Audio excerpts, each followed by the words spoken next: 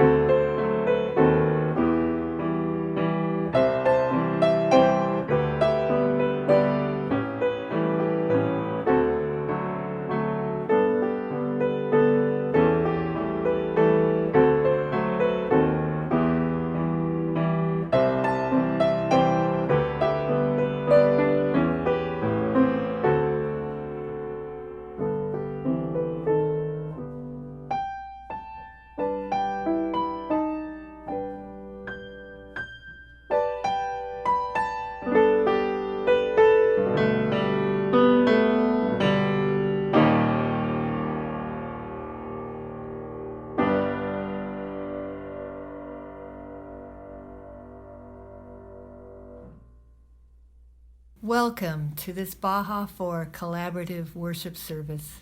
I am Celeste Rogers and I am a member of UUCT. Whenever you are joining us, from wherever you are worshiping, you are welcome to bring your whole self here, now. We are the Baja Four, representing Unitarian Universalists across southeastern Arizona. As Unitarian Universalists, we love beyond belief and find inspiration from a wide array of spiritual, religious, and secular sources. We come together as a Baja Four because we know we are stronger together. We represent Borderlands Unitarian Universalists in Amado, Sky Island Unitarian Universalist Church in Sierra Vista, Mountain Vista Unitarian Universalist Congregation in Northwest Tucson, and the Unitarian Universalist Church of Tucson on the east side in Tucson.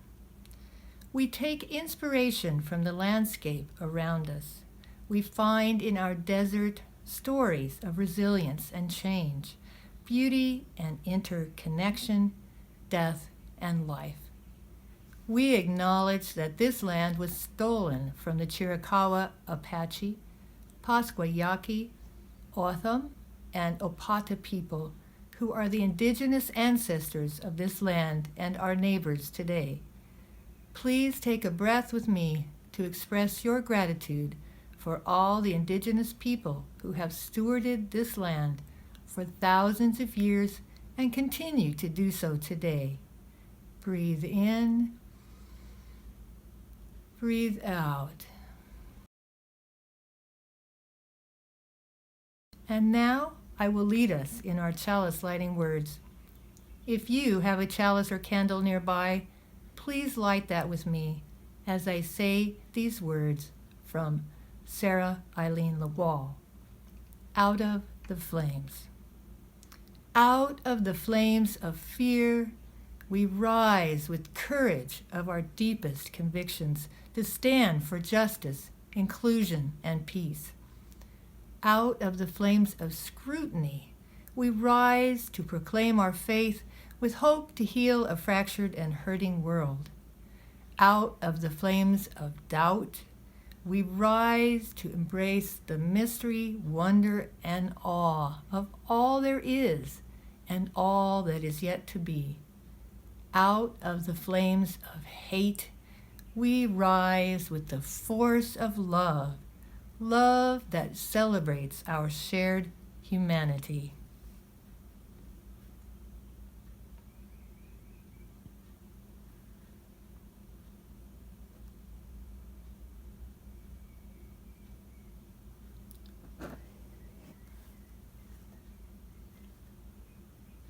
Out of the flames, we rise.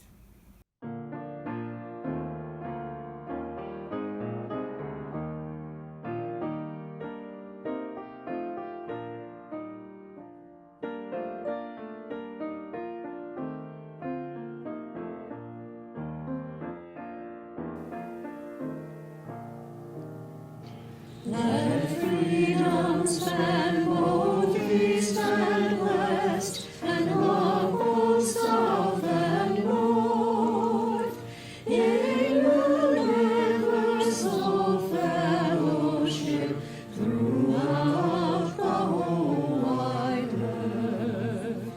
In unity, wonder everywhere, let us communion find.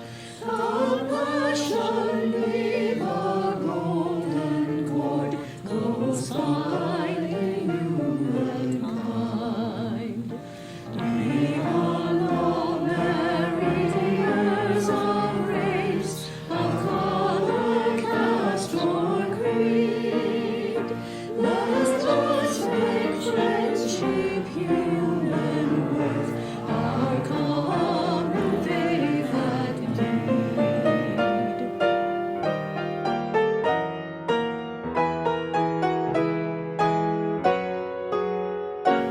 Then east and west will meet and share, and south shall build with north, one human commonwealth of good throughout the whole wide earth. Hi, I'm Jamili with the UU Church of Tucson, and I've been thinking a lot lately about this meme that's been going around that says, activism is a multi-lane highway. We're not all driving in the same lane, but you've got to keep your foot on the gas. I'm thinking about that today as we talk about the second principle. It reads, "We, the member congregations of the Unitarian Universalist Association, covenant to affirm and promote justice, equity, and compassion in human relations." And when I think about all the areas that require justice, equity, and compassion in the world these days, I feel, well, to be honest, discouraged. How can I do it all? Well, to be honest, I can't, and neither can you. But we can ask, what role can I play? One person who knew well what role she wanted to play was a white woman named Juliet Hampton Morgan. She was born in 1914 as the only child of Frank and Lila Morgan in Montgomery, Alabama. Her white skin and her family pedigree, they were very wealthy and in Alabama for a very long time, afforded her entrance into shops and restaurants and galleries and concert halls, things not available to people who were not of her stature. When she grew up, she was a public school teacher and a librarian for the Montgomery County Library. And that was an acceptable position for a white woman in society to hold in the 1930s. However, some of Juliet's activities outside of work were not as acceptable. For example, she belonged to an interracial prayer group.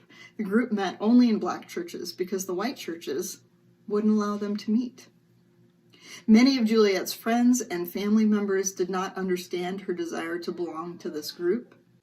One seemingly insignificant thing separated her even further from her friends who lived lives of privilege. She had severe anxiety attacks. These attacks prevented her from learning to drive. So she rode the city buses everywhere that she needed to get. And on those city buses, she saw people of all races and all classes.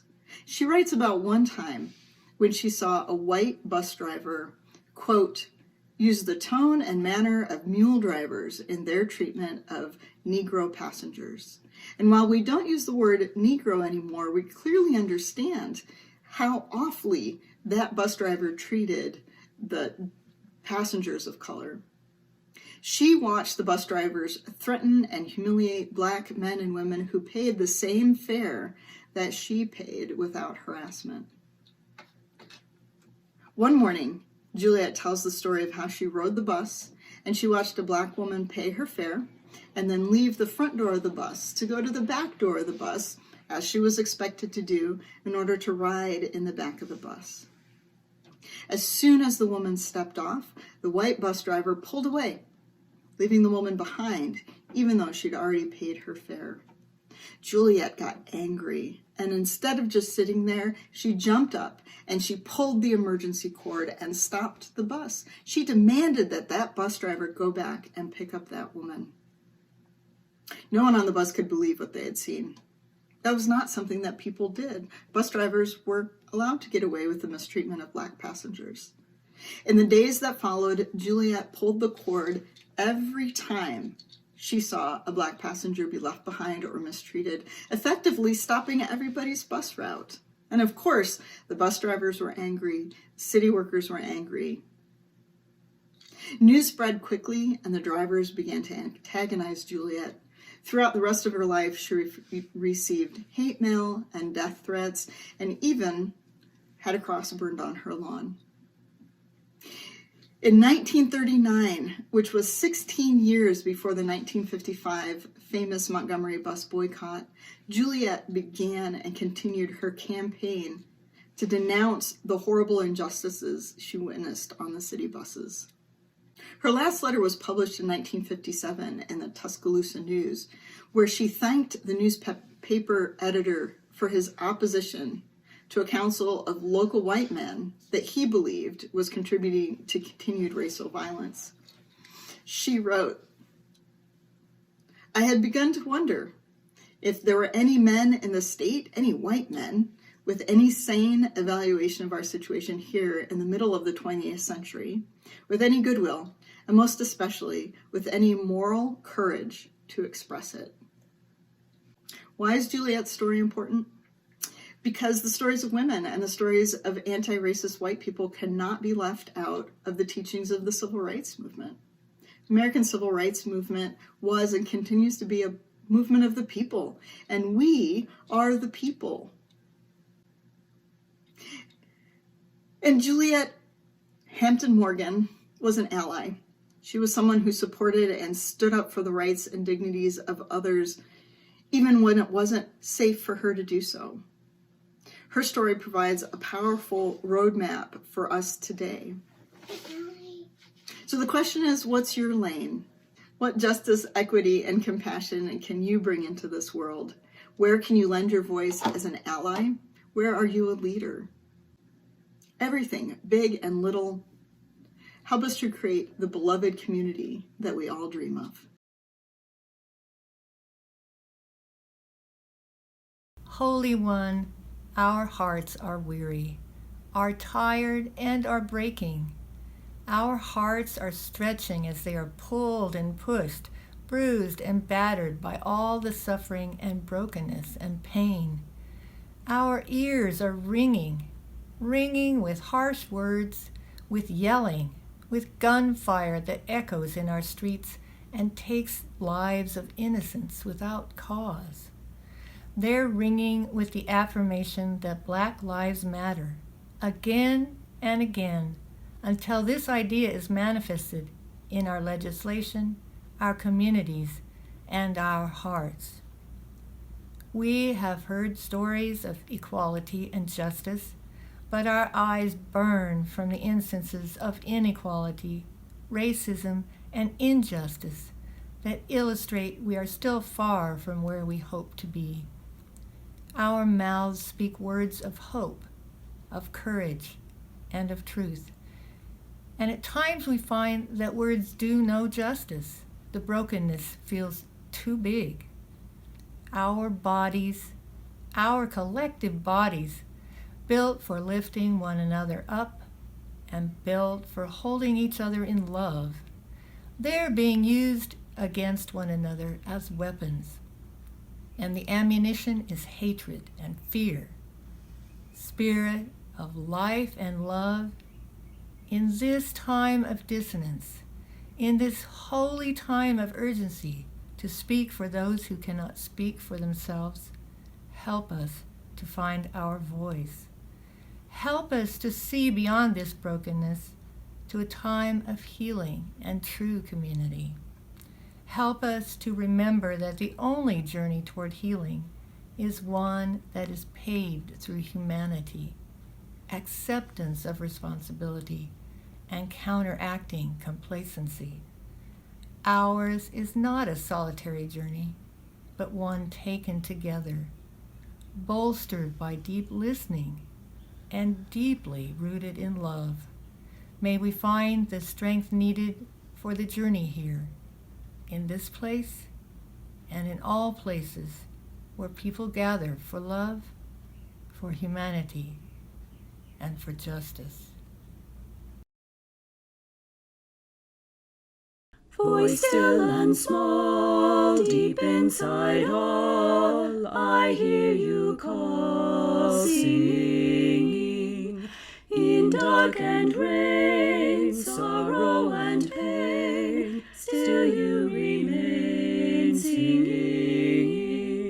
Calming my fears, quenching my tears, through all the years, singing.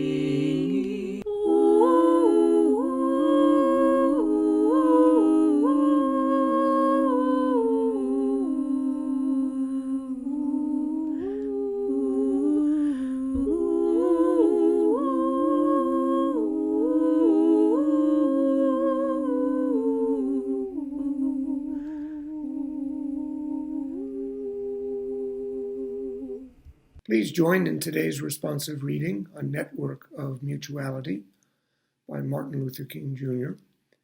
by reading the line which follows, the line you will hear from me. We are caught in an inescapable network of mutuality, tied to a single garment of destiny. Injustice anywhere is a threat to justice everywhere. There are some things in our social system to which all of us ought to be maladjusted. Hatred and bitterness can never cure the disease of fear. Only love can do that. We must evolve for all human conflict a method which rejects revenge, aggression, and retaliation. The foundation of such a method is love. Before it is too late, we must narrow the gaping chasm between our proclamations of peace and our lowly deeds which precipitate and perpetuate war. One day, we must come to see that peace is not merely a distant goal that we seek, but a means by which we arrive at that goal. We must pursue peaceful ends through peaceful means. We shall hew out of the mountain of despair a stone of hope. While a college senior in Vermont, I heard the shocking news. White racists in Selma, Alabama, had beaten to death James Reeb, a Massachusetts UU minister who had responded to M.L. King's call for clergy to join a protest march on behalf of black voting rights. Responding to my history professor's challenge, in spring 1965, 4 of us set off for Alabama in my car. We arrived at the outskirts of Montgomery as marchers from Selma arrived that night in preparation for the final day's protest at the state capitol. Viola Liuzzo, a Unitarian from Detroit, had joined on day 1. After the march, the KKK shot her to death en route to the Montgomery airport as she drove protesters returning to the north, putting to the test King's nonviolent strategy. In response to the historic Alabama confrontation, Congress adopted the extraordinary 1965 Voting Rights Act that over 4 decades gradually paved the way for the election of black officials at the local, state, and national level, including a U.S. president in 2008. My personal quest for racial justice led me to teach for 16 years at 3 all-black institutions that gave me an appreciation of black nationalism. After college, 2 years as a Peace Corps volunteer in a Nigerian high school introduced me to national independence struggles against British colonial rule and South African apartheid. On return to the U.S. in 1968, I enrolled as a grad student at Columbia University in New York. White and black student protesters occupied separate buildings to protest the Vietnam War and the school's planned recreation center in a park separating the campus from Harlem. A virtual army of city police used extreme force to reopen the university. This draft dodger became a school teacher in Harlem for 2 years during a battle over black parents' control of neighborhood schools. The Jewish-led teachers union went on strike, and I joined the black faculty members in crossing a picket line to teach my classes. Let me digress here to reassure my pro-worker friends that soon after that in my career, I became a faculty union organizer, walked a picket line while on strike, and currently do labor arbitration. Columbia degree in hand, Indian wife beside me, in 1971 I headed west to become the political science department at Wilberforce U, the oldest private historically black university in the U.S. Founders in 1856 gave the name of the leading British abolitionist to the African Methodist Episcopal institution, which initially enrolled freed slaves. I took up residence in Yellow Springs as a neighbor of the white UU minister and Wilberforce faculty dean who had hired me. Nina and I became UUs at the local fellowship, to the dismay of my childhood Presbyterian minister. At Wilberforce, instead of black and white together we shall overcome, we sang the Black National Anthem by James Weldon Johnson. In addition to Martin Luther King and the Southern Christian Leadership Conference, along with my largely first-generation undergrads, I studied Malcolm X, Stokely Carmichael, Eldridge Cleaver, Angela Davis, Black Muslims, and the Black Panther Party advocates of armed resistance to white supremacy. When teaching the famous Brown versus Board of Education decision, I questioned Chief Justice Earl Warren's opinion rationale. He wrote, quote, "To separate some children from others of similar age and qualifications solely because of their race generates a feeling of inferiority as to their status in the community that may affect their hearts and minds in a way unlikely ever to be undone," unquote.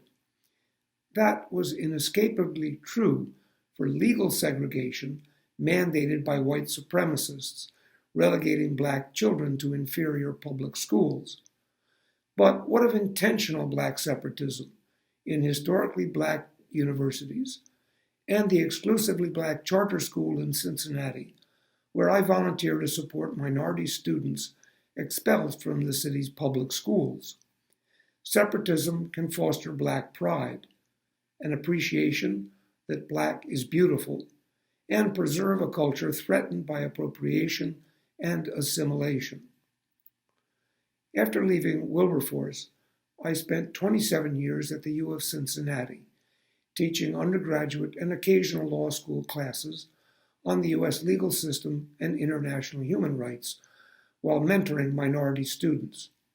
Off campus, I joined ACLU campaigns to abolish the death penalty and to promote racial justice. Sister Helen Pragine helped me appreciate the gross racial disparities in administration of the death penalty. I came to view the police use of lethal force as summary execution, prohibited by international law. I retired from teaching 9 years ago and served as the executive director of UU Justice Ohio during the 2016 UU General Assembly in Columbus. I assisted UU planners in arranging for a racial justice rally on the State House steps featuring Reverend William Barber. Tornado warnings forced the event indoors, where Barber delivered a powerful call to action he renewed at the Democratic National Convention. The recent nationwide support of the Movement for Black Lives builds on, yet differs markedly from, the 1960s civil rights campaign.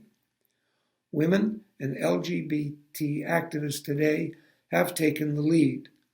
Young protest leaders make clear that Martin is not coming back. Grassroots demonstrations in locales across the land far exceed prior white and black turnout, without leadership by a few celebrated senior national figures. As in the 1960s, I am uncomfortable with violent protests and advocacy for using any means necessary, endorsed by a former student of mine who now represents Black Lives Matter Cincinnati. While I appreciate the need for solidarity with oppressed Palestinians, anti-Semitic rhetoric turns me off. The Jewish philanthropist George Soros Open Society Foundation this week announced long-term 5-year grants to independent black nonprofits led by Reverend Barber, Brian Stevenson, and others.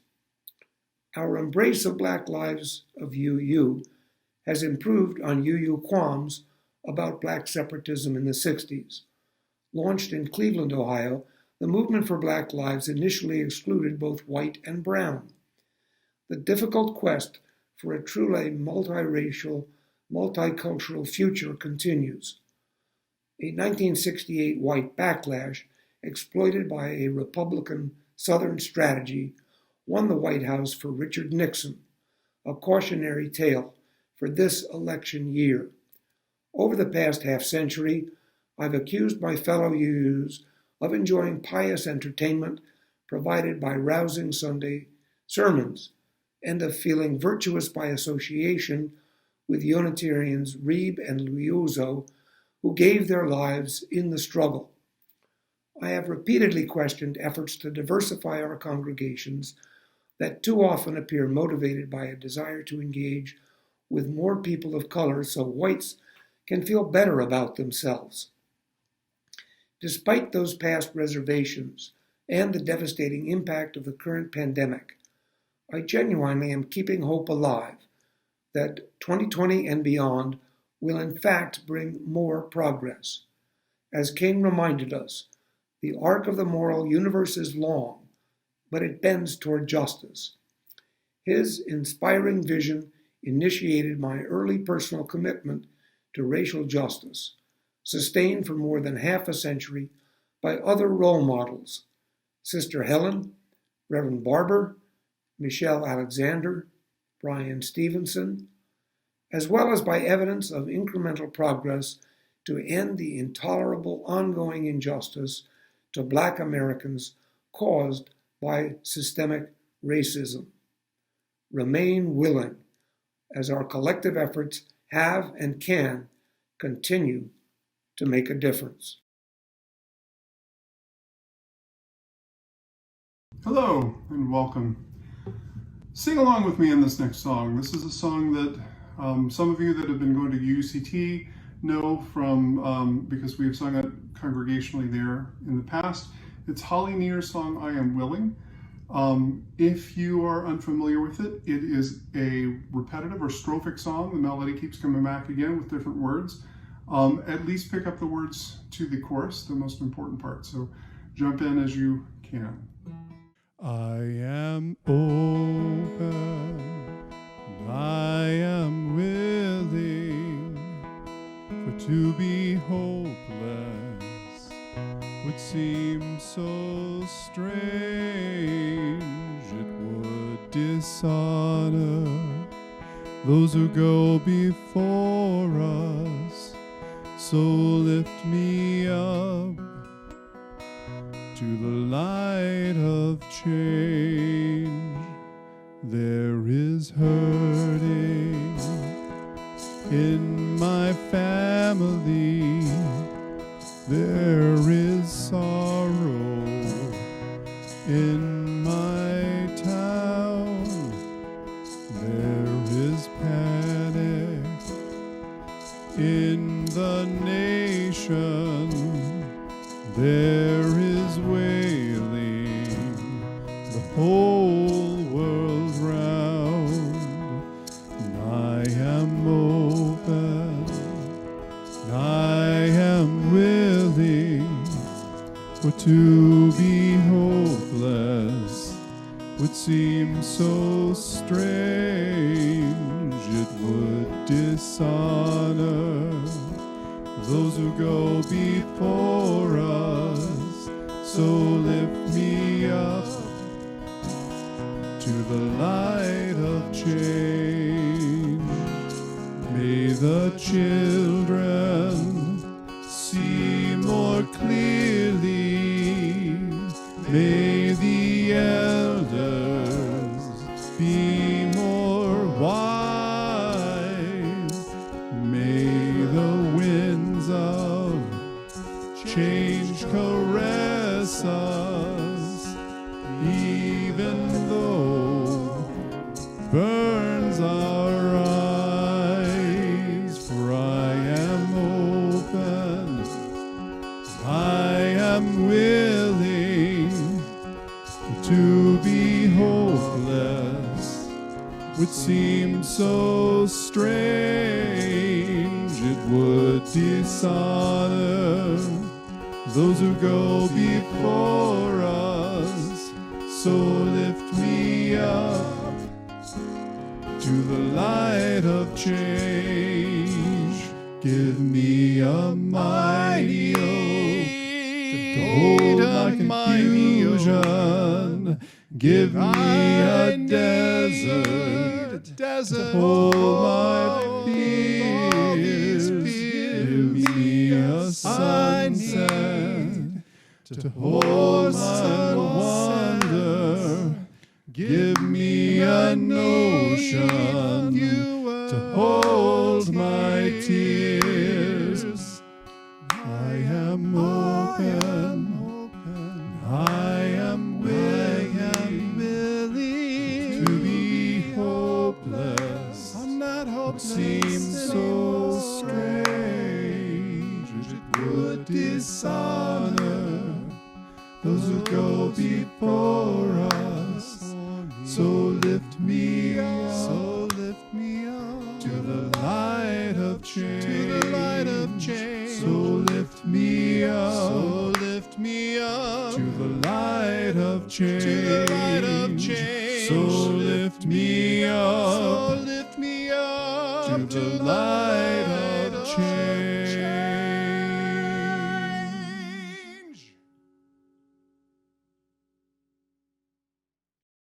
There is too much hardship in this world to not find joy every day. There is too much injustice in this world to not right the balance every day. There is too much pain in this world to not heal every day. Each of us ministers to a weary world. Let us go forth now and do that which calls us to make this world more loving, more compassionate, and more filled with the grace of divine presence every day. Amen.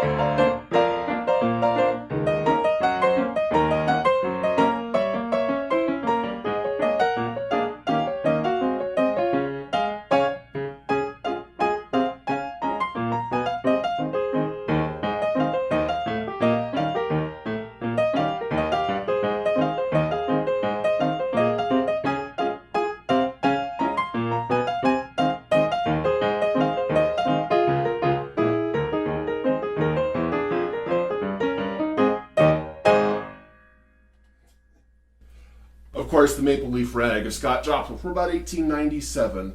The prelude was also by Scott Joplin, a piece called Bethany, a concert waltz, also from about 1898 or so.